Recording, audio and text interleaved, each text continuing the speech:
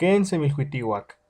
El día de hoy veremos el origen del escudo nacional y los elementos que lo componen.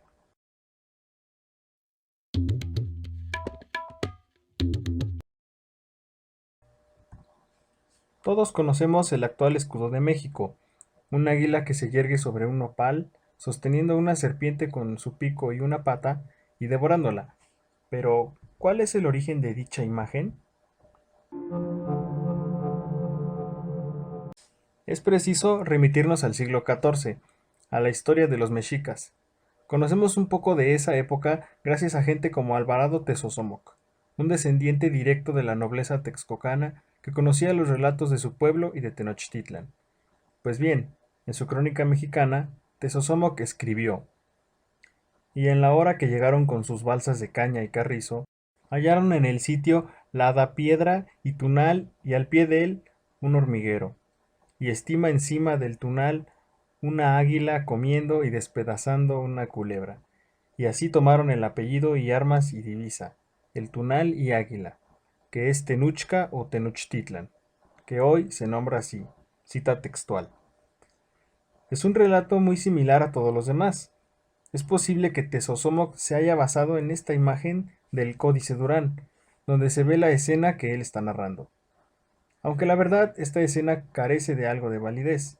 Sin menospreciar la obra de Fray Diego Durán, hay que decir que hay una contradicción en ella, porque mientras que en una parte dibuja esta águila devorando a una serpiente, por otro lado también escribió lo siguiente: "Divisaron el tunal, y encima de él el águila, con las alas extendidas hacia los rayos del sol, tomando el calor de él y el frescor de la mañana, y en las uñas tenía un pájaro muy galano, de plumas muy preciadas y resplandecientes". Cita textual. Incluso tenemos esta imagen también de la obra de Fray Diego Durán, donde se ve claramente el águila devorando un ave galana, posiblemente un faisán, y hay otras fuentes que hablan de dicha ave, con lo que podría ser más viable esta idea que la de la serpiente. Pero como Durán dice una cosa y luego otra, necesitamos recurrir a más fuentes para conocer el escudo original mexica. En el Códice Mendocino, hecho por mexicas, aunque ya conquistados, se dibujó un águila sin nada en el pico, otra prueba donde no hay serpiente.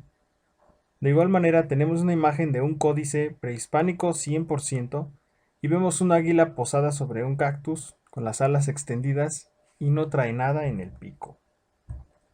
Las últimas evidencias que presentaremos son completamente prehispánicas y además están talladas en piedra.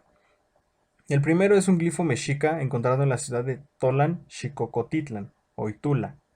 En este no se distingue con claridad lo que trae en el pico, pero para eso tenemos la otra evidencia. Un monolito de Mexicotenochtitlan donde aparece un águila, quien en realidad es Huitzilopochtli, y quien en el pico trae la representación de agua y fuego, Inat Intlachinoli, la guerra. Ese es un símbolo que significa guerra, dando a entender que los mexicas son en efecto un pueblo guerrero. Incluso existe un mural que se basó en esta piedra y donde se ve más claro el símbolo Atlachinoli.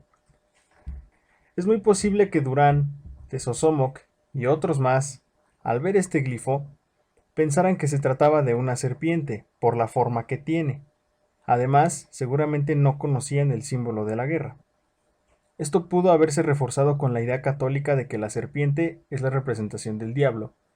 Por ello, decir que el águila mexica está devorando una serpiente es igual a decir que el pueblo mexicano está venciendo al diablo, al mal.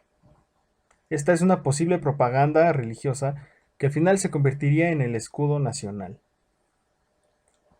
Para despedirnos, los dejamos con esta curiosa imagen de quien no encontramos autor, y esta sería una versión más correcta de nuestro escudo nacional basándonos en dicho glifo. Nos vemos en la siguiente entrega. Titochtasque.